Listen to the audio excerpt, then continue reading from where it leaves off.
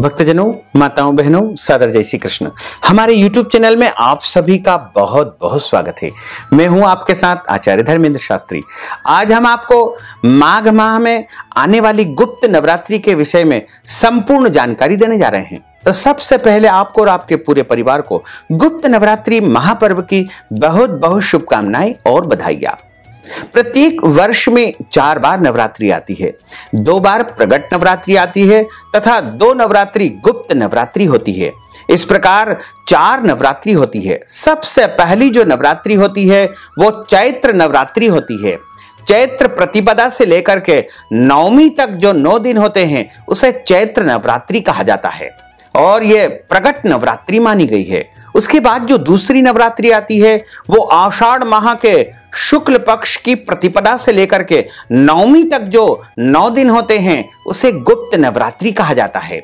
इसे आषाढ़ी नवरात्रि भी कहा जाता है। इसके बाद जो नवरात्रि आती है वह आती है आश्विन माह के शुक्ल पक्ष की प्रतिपदा से लेकर के नवमी तक जो 9 दिन होते हैं उसे कुमार नवरात्रि, शारदीय नवरात्रि के रूप में मनाया जाता है। इसके बाद जो गुप्त नवरात्रि आती है वो माघ माह में आती है, यानी माघ माह के शुक्ल पक्ष की प्रतिपदा से लेकर के नवमी तक जो 9 दिन होते हैं इसे गुप्त नवरात्रि कहा जाता है। इसी के साथ इसे गुप्त नवरात्रि माघी नवरात्रि के नाम से भी जाना जाता है। वैसे तो सभी नवरात्रियों का अपना अपना अलग अलग महत्व माना गया है, लेकिन गुप्त नवरात्रि में जो साधना की जाती है वो विशेष प्रकार से गुप्त सिद्धियों को प्रदान करती है। यदि आप कोई रहस्यमय विद्या को जानने के इच्छुक है या फिर आप गुप्त सिद्धियों को प्राप्त करना चाहते हैं या फिर आप 10 महाविद्या की जो है सिद्धि को प्राप्त करना चाहते हैं तो आपको गुप्त नवरात्रि में साधना करना चाहिए, आराधना करना चाहिए। और अन्य नवरात्रियों की तरह इस नवरात्रि में भी आप कलश की स्थापना पहले दिन से कर करके 9 दिन तक निरंतर पूजन अर्चन करें तथा 9वें दिन आप हवन पूजन करके और समापन करके कन्या भोजन करवाएं। और इस दौरान आप मंत्र जाप करें, सिद्धि साधना करें, उपाय करें तो निश्चित तौर से मां भगवती, महाकाली, महालक्ष्मी, महासरस्वती की विशेष कृपा आपके जीवन पर बरसेगी और आपके सभी मनोरथ पूर्ण हो जाएंगे। और यदि आप गुप्त नवरात्रि के दौरान कोई भी शुभ कार्य करते हैं, जैसे आप नया वाहन यदि खरीदना चाहते हैं या फिर नया घर का निर्माण करवाना चाहते हैं या फिर नए घर में प्रवेश करना चाहते हैं या फिर कोई भी नई वस्तु या नया आभूषण, वस्त्र आदि आप खरीदना चाहते हैं या नए व्यापार का आप शुभारंभ करना चाहते हैं या नई भूमि आप खरीदना चाहते हैं या कोई भी नया काम, नया पदभार यदि ग्रहण करना चाहते हैं तो गुप्त नवरात्रि सर्वोत्तम श्रेष्ठ मुहूर्त माना जाता है। और इसी दौरान जो है पंचमी तिथि के दिन बसंत पंचमी का महापर्व मनाया जाता है। इस दिन माता सरस्वती का प्रागट्य दिवस हुआ था, इसलिए इस दिन को जो है सबसे श्रेष्ठ दिन माना गया है। तो यदि आप गुप्त नवरात्रि के दौरान कोई भी शुभ मांगलिक कार्यक्रम संपन्न करते हैं तो आपके जीवन में सुख, शांति, समृद्धि का वास होगा। इस बार माघ माह की जो गुप्त नवरात्रि है वो 12 फरवरी 2021 शुक्रवार को प्रारंभ होगी, यानी प्रतिपदा तिथि है, उसी दिन घट स्थापना की जाएगी। तो यदि आप 9 दिन तक साधना आराधना करना चाहते हैं तो आपको 12 फरवरी 2021 शुक्रवार के दिन गुप्त नवरात्रि का पहला दिन रहेगा। इसी दिन घट स्थापना, कलश स्थापना करनी चाहिए। तो पहले दिन जो घट स्थापना के शुभ मुहूर्त रहेंगे वो प्रातः 6 बजे से प्रारंभ होकर के 10:30 बजे तक रहेंगे। उसके बाद दोपहर के समय अभिजीत मुहूर्त रहेगा 11:30 से 12:30 का। उसके बाद 12 बजे से लेकर के 1:30 बजे तक का भी श्रेष्ठ मुहूर्त रहेगा। उसके बाद शाम को 4:30 बजे से लेकर के 6 बजे तक का भी श्रेष्ठ मुहूर्त रहेगा तथा रात्रि में 9 बजे से लेकर के 10:30 10 बजे तक का भी श्रेष्ठ मुहूर्त रहेगा। इस समय आप घट स्थापना, कलश स्थापना करके अनुष्ठान का शुभारंभ या प्रारंभ कर सकते हैं। पहले दिन शुभ मुहूर्त में ही घट स्थापना या कलश स्थापना करनी चाहिए। उसके बाद आप निर्धारित समय पर मंत्र जाप कर सकते हैं। इस दौरान आप श्री दुर्गा सप्तशती का पाठ कर सकते हैं, नवार्ण मंत्र का जाप कर सकते हैं, या श्री राम रक्षा स्तोत्रम का पाठ कर सकते हैं, या फिर आप कोई भी मंत्र जाप सिद्धि साधना उपाय यदि आप करेंगे तो निश्चित तौर से आपके लिए सिद्धिदायक रहेगा।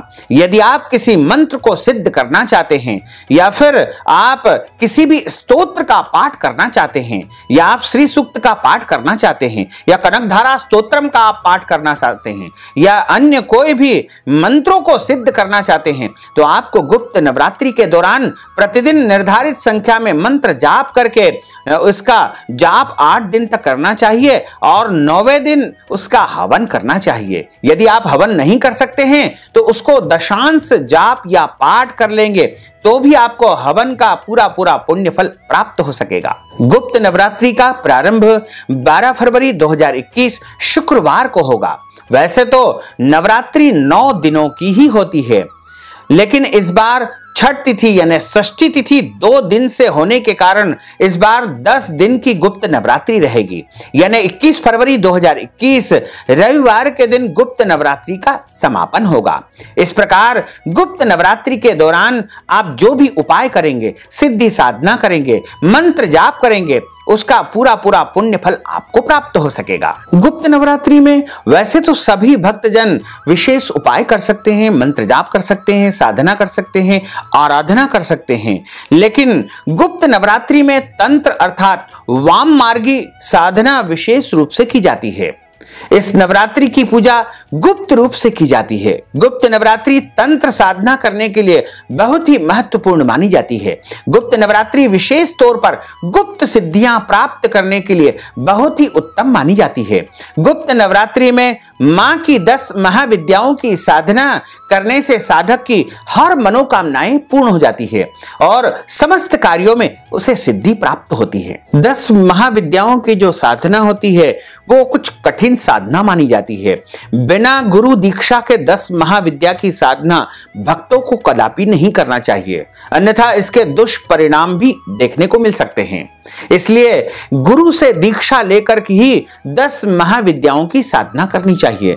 10 महाविद्याओं के नाम जो हमारे धर्म ग्रंथों और पुराणों में बताए गए हैं वो इस प्रकार है: माता महाकाली, माता तारा देवी, माता त्रिपुर सुंदरी, माता भुवनेश्वरी, माता छिन्नमस्ता, माता त्रिपुर भैरवी, मां धूमावती, माता बगलामुखी, माता मातंगी तथा माता कमला देवी। इस प्रकार इनको 10 महाविद्या कहा गया है और गुप्त नवरात्रि में इन 10 महाविद्याओं की साधना तथा आराधना की जाती है। 10 महाविद्याओं में पहली जो महाविद्या वो माता महाकाली होती है, जिनकी आराधना करने से अकाल मृत्यु या बीमारी से बचा जा सकता है।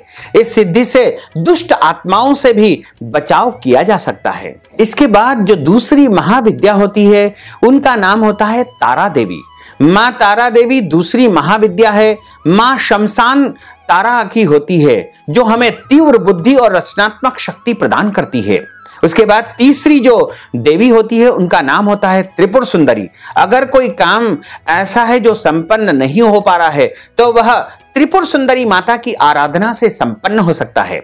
उसके बाद मां भुवनेश्वरी। मां भुवनेश्वरी समस्त इच्छाओं को, समस्त मनोकामनाओं को पूर्ण करने वाली देवी मानी जाती है।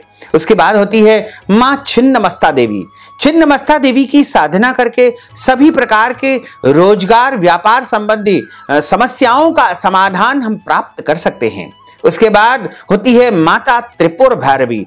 त्रिपुर भैरवी मां की आराधना करके विवाह में आई बाधाओं से मुक्ति प्राप्त कर सकते हैं। उसके बाद होती है मां धूमावती। मां धूमावती बुरी नजर, तंत्र मंत्र, जादू, टोने टोटके, भूत प्रेत, पिशाच से मुक्ति पाने के लिए मां धूमावती की आराधना की जाती है तथा उनके प्रसन्न होने से इन दुष्ट शक्तियों से हमारी रक्षा होती है। उसके बाद होती है माता बगलामुखी। माता बगलामुखी की आराधना करने से हमें शत्रुओं पर विजय प्राप्त होती है। इसके अलावा यदि हम किसी कोर्ट केस में परेशान हो रहे हैं तो उसमें भी हमको विजय प्राप्त होती है, और यदि हम कोई चुनाव लड़ रहे हैं तो उसमें भी हमको विजय प्राप्त होती है। यानी शत्रुओं पर विजय प्राप्त करने के लिए यदि कोई अचूक साधना होती है तो वो मां बगलामुखी की होती है। उसके बाद आती है मातंगी देवी। मातंगी देवी की आराधना करने से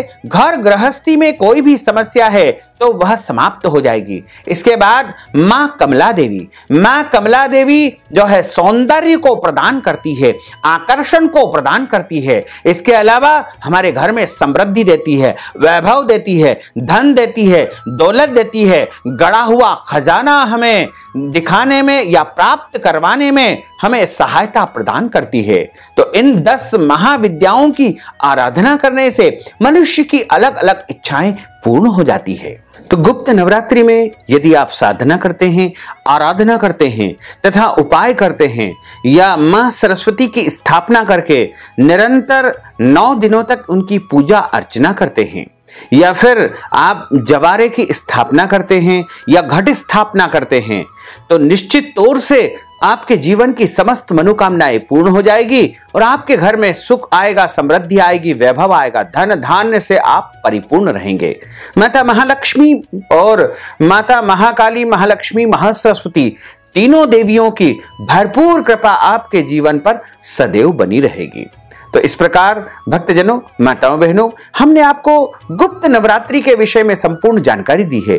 यदि आप इस संदर्भ में कोई भी अधिक जानकारी चाहते हैं तो कमेंट बॉक्स में जरूर लिखिएगा, हम आपको जवाब अवश्य ही देंगे। साथ ही आपसे अनुरोध है कि इस ज्ञानवर्धक वीडियो को अधिक से अधिक लोगों को शेयर करिएगा, लाइक करिएगा, कमेंट करिएगा, और यदि अभी तक आपने सब्सक्राइब नहीं किया तो अभी और इसी समय सब्सक्राइब अवश्य कर लीजिए। आपको और आपके पूरे परिवार को सादर जय श्री कृष्ण, सादर धन्यवाद।